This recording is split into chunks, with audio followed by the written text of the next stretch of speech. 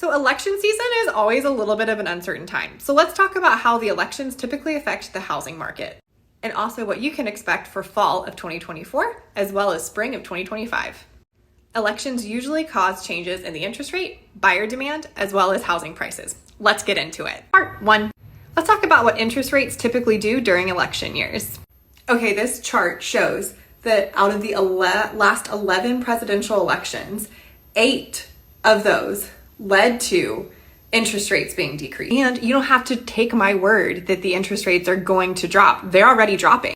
One of my loan officers sent me this, and as you can see, this is with one discount point, but we're already dropping back into the high fives. So I want to hear from y'all. Do you think the interest rates are going to get lower than this fall? And if the interest rates stay this low, does this make you want to buy a house? Part 2.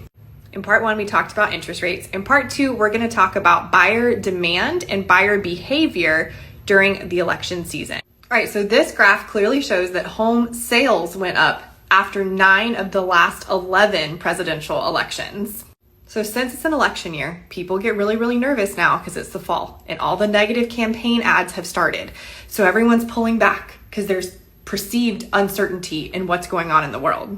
So buyer demand on election years is lower in the fall than it typically is.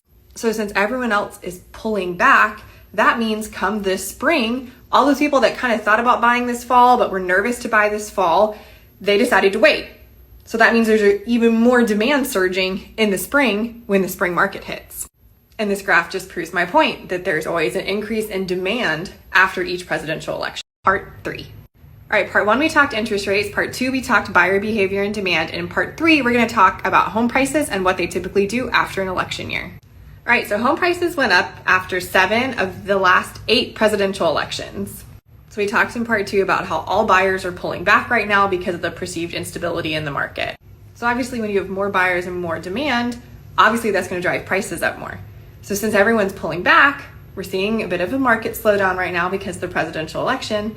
But based on our history, we know that prices are going back up. If you want a deal, these next 3 months, September, October, and November, they're it. I want to know, do you agree with me? Do you think I'm absolutely crazy? What are your thoughts?